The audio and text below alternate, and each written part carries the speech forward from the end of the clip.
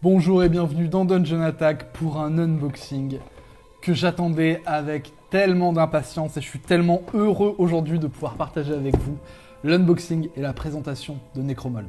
Necromold, c'est un jeu d'affrontement à moitié wargame, à moitié jeu de société et je vais pas parler directement des subtilités, vous allez les découvrir en même temps que j'ouvre la boîte.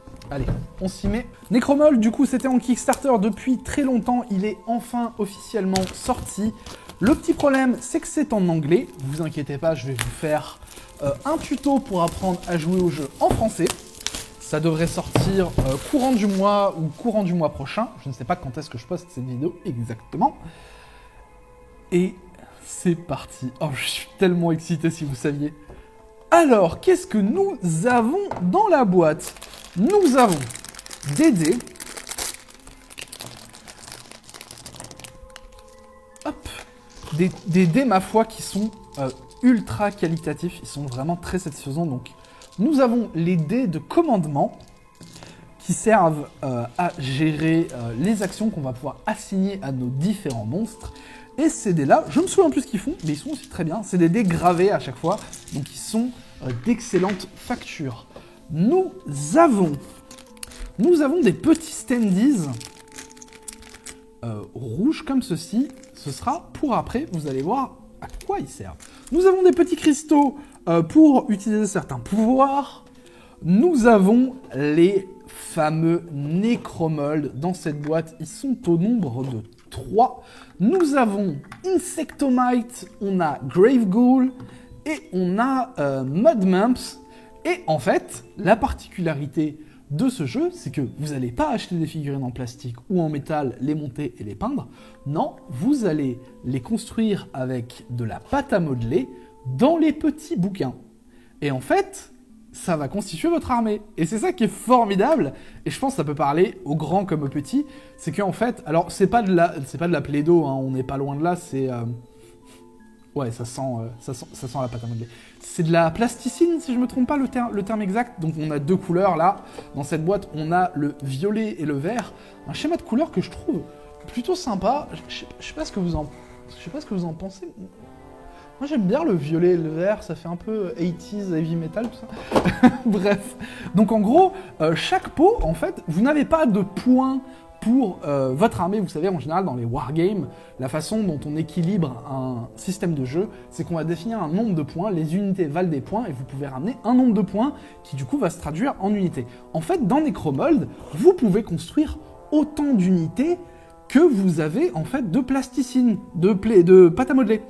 Et du coup, bah, c'est vachement intelligent, je trouve, comme système pour représenter ce que vous avez. Ensuite, nous avons les bagues d'invocateurs. Alors moi, j'ai un gros doigt, du coup, ça marche pas. Voilà. Alors je vais les porter en permanence, hein, même en dehors de cette vidéo. Alors, est-ce que ça va au petit doigt? Oui, ça va au petit doigt. Et je vais la garder pour le reste de l'unboxing, et ça fait mystérieux. Alors en fait, ces petites bagues servent à un truc bien précis, que je trouve incroyable. C'est que quand un monstre est vaincu, il n'est pas retiré du plateau. En fait, on l'écrabouille comme ceci avec une petite bague. Et en fait, ça devient un obstacle pour le reste de la partie. Ça devient une pièce de terrain. Donc c'est absolument chouette. En plus, les petites bagues, on peut les collectionner. Il y a des booster packs où vous pouvez en avoir plus. Elles ont chacun un petit design. Là, on voit que c'est une petite araignée. Là, on voit que c'est... J'en ai aucune idée. Et en fait, vous pouvez les collectionner. Il y en a plusieurs. Et du coup, l'unboxing n'est pas fini. Il y a des choses en dessous de la boîte. Alors, tout est rangé sous un plastique. C'est ma foi super bien rangé. Nous avons en premier le Battle Book qui est le livret de règles qui est plutôt bien fourni, ma foi, avec toutes les explications des règles. C'est très bien fait. Nous avons The Rise of Necromold qui est un petit bouquin qui parle en fait du lore de Necromold. Et alors si je me trompe pas, c'est dans ce livre-là, voilà, il y a un petit comics et tout. Vraiment une vibe 80s, 90s... Monster in My Pocket, Mighty Max, tout ça. Et nous avons en fait sur cette petite double page en fait les bagues qu'on a déjà. Et en fait, on peut les cocher pour les collectionner, pour savoir qu'est-ce qu'on a collectionné. Alors moi, j'ai là Black Widow, je pense, celle-ci. Et bref, c'est trop bien. Il y a plein de bagues à collectionner. En plus, je ne l'ai pas dit, mais certains sont brillantes dans le noir. Alors c'est vraiment, si vous êtes un collectionneur avide, vous allez adorer ce genre de truc. Ensuite, nous avons un Pax vide. Je ne sais pas à quoi il sert. Nous avons... Ah bah, il sert à ça. Nous avons des petites cartes de référence. En fait, quand vous jouez un tour, vous allez... je ne sais pas où ils sont. Si, ils sont là. Vous allez en fait lancer les dés et les assigner à un bouquin en les plaçant dessus. Mais bah, il n'y a pas plusieurs copies d'un même bouquin. Du coup, en fait, vous avez les petites cartes. Vous voyez, là, on a Grave Ghoul qui va avec ce truc-là. Donc, en fait, si plusieurs personnes veulent jouer Grave Ghoul, c'est absolument possible. C'est pas du tout exclu. Et c'est plutôt chouette d'avoir fait un système comme ça, ma foi. Ça fait que personne n'est laissé sur le carreau. Ensuite, nous avons du décor, ainsi que les règles de mouvement. Hop là. Alors, pardon, je vais faire un peu de rangement, histoire que ce soit plus joli à la caméra du dessus. Excusez-moi. Je suis tellement excité par cet unboxing qu'il est un peu en désordre. On a une petite palissade. On a une espèce de grande porte. Hop. Je dépunch tout et je vous montre après à quoi ça ressemble.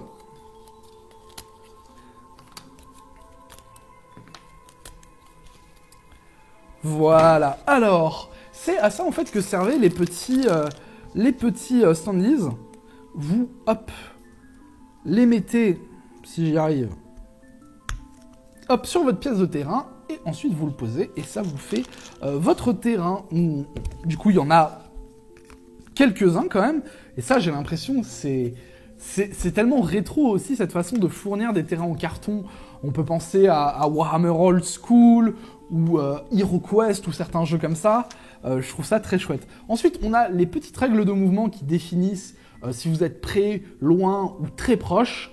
Donc voilà, une par joueur. Et ensuite, on a le plateau qui, alors malheureusement, n'est pas double face, c'est un plateau simple face. Mais l'artwork est absolument magnifique. Il est très détaillé. Et vous voyez, c'est un tout petit plateau. Hein. C'est vraiment pas très grand. On n'est pas sur du 90 par 90 comme pour un wargame standard. On est sur quelque chose de beaucoup plus petit. Et c'est aussi agréable parce que du coup, les wargames un peu longs, ça peut durer plus longtemps. Là, on est vraiment sur quelque chose de short and sweet. Alors, maintenant, je vais vous montrer un peu comment on fait un monstre. Hop, je vais prendre la petite plasticine verte. Ouais, ça sent vraiment la pâte à modeler. On va essayer de faire Insectomite. Alors du coup, c'est vraiment super bien fait en termes d'ingénierie. On dirait que ça ferme pas et que c'est mal fichu, mais en fait, c'est fait exprès. Il y a aussi des petits trous d'aération dans les modules pour que, en fait, quand on utilise la clay, la plasticine, et ben en fait, ça fasse un modèle parfait à chaque fois. Et ça, je trouve ça super bien foutu. Alors, je sais pas du tout si j'en ai mis assez. On va voir. Hop! Ah, c'est trop bien. Et voilà. Là, du coup, j'enlève l'excès de pâte à modeler. Je vais le remettre dans la boîte. Et du coup, là, on a notre petite figurine. Du coup, on a Insectomite, qui est... C'est étonnamment bien détaillé. C'est vraiment bien fichu. Ça marche très très très bien, c'est incroyable. Alors on va faire le test du squish. J'espère que vous êtes prêts. Le test du squish, je vais le mettre là. Ah, ça y est, je l'ai bien écrasé. Hop. Et du coup, vous voyez que ça devient une petite pièce de terrain qui va en fait être un obstacle pour les autres joueurs. Et du coup là, hop, j'ai le petit emblème de ma bague qui est au milieu, la petite araignée. Ça se voit que je suis hypé pour le jeu, j'ai l'impression d'être un enfant le matin de Noël, quoi. C'est impossible. On va essayer un petit peu les autres monstres pour voir un peu ce qu'ils valent. On va essayer avec la violette. Alors les Mud Mumps, ils viennent à deux dans un seul nécromold. On va voir à quoi ils ressemblent. Hop. Ouh, la violette est très très belle, hein, ma foi. Elle est extrêmement jolie. Alors, je sais pas du tout si j'en mets assez ou si j'en mets pas assez. Ah, j'en ai mis beaucoup trop. Alors, hop. Ça se démoule tellement facilement, c'est incroyable. C'est très très bien pensé. Hein. Vous voyez, là, j'ai aucun problème à le démouler, quoi. Hop. Alors lui, il a une espèce d'épée. C'est un espèce de petit soldat. Et l'autre, du coup... Ah, l'autre, c'est la même chose, mais avec une espèce de petite hache. Ils sont trop bien. Je suis beaucoup trop saucé. Alors par contre, je viens de voir que là, j'en ai définitivement trop mis. Parce qu'il y en a qui est sorti du Necromold et qui allait se foutre dans des creux. C'est ma faute. Et le dernier, du coup, c'est Grave Ghoul, qui a l'air d'être une espèce de cercueil assez massif. Ça a l'air d'être très très chouette aussi. Hop, je vais partir du principe que j'en ai mis suffisamment là ce coup-ci. Ah, je suis pas sûr. Non, j'en ai pas mis assez. Attendez, pouce, on recommence. Je n'en avais pas mis assez. Voilà, là j'en ai mis assez. Hop. Processus de démoulage est incroyablement facile. Vraiment incroyablement facile.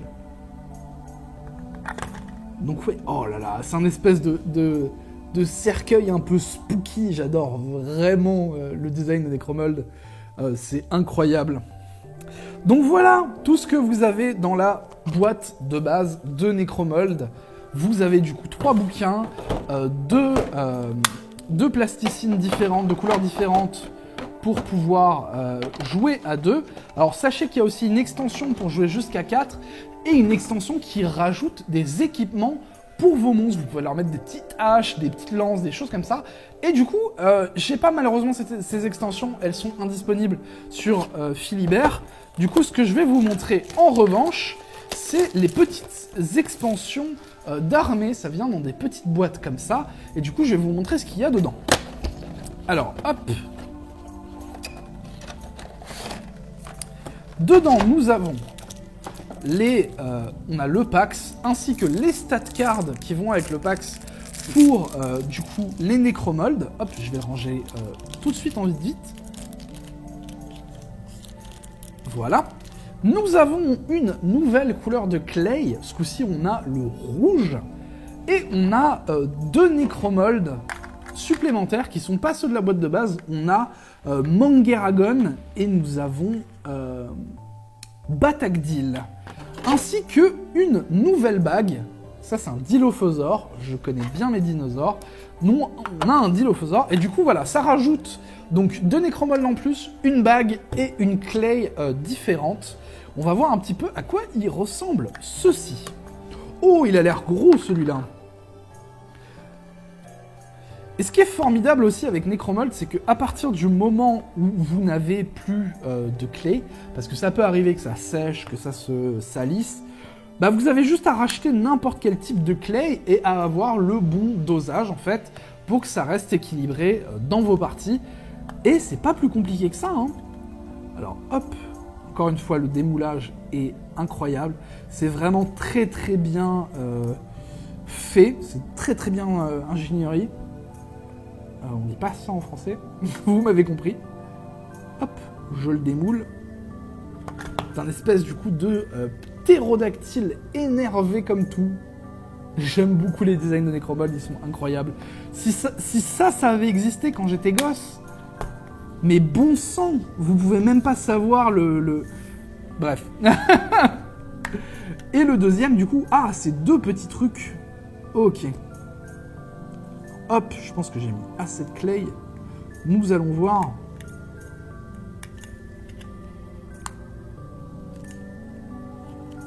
Alors il faut pas forcer trop, hein, ça se fait vraiment simplement.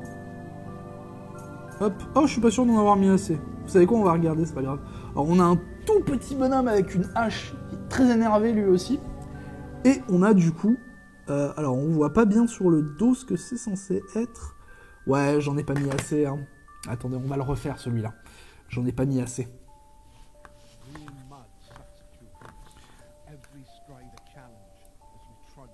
Voilà, ça devrait être mieux. Oui, c'est beaucoup mieux, c'est beaucoup mieux. C'est beaucoup mieux.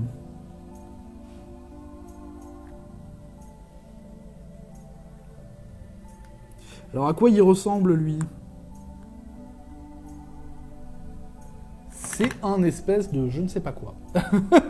J'ai aucune idée de ce que ça peut être, mais c'est vraiment très bien détaillé, hein. C'est ça qui est incroyable. Hein. C'est un espèce de je sais pas, dinosaure squelette bizarre. Il est très très cool aussi. Hop, et du coup, ouais, voilà, bah lui, on l'avait déjà vu, c'est celui que j'avais bien moulé.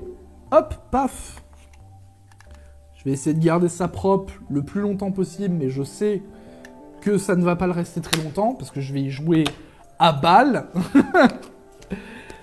Et bah voilà pour cet unboxing et cette petite présentation de Necromold. J'espère qu'elle vous a plu. Si vous voulez voir plus de Necromold, restez dans le coin parce que je compte faire du gameplay. Je compte faire bien entendu un tuto pour vous apprendre à jouer au jeu. Et voilà, Necromold, j'étais très saucé. Je l'attendais depuis longtemps. Et vous allez en voir plus. Je vous fais des bisous. Merci d'avoir suivi cette vidéo. On se voit pour une prochaine. Ciao.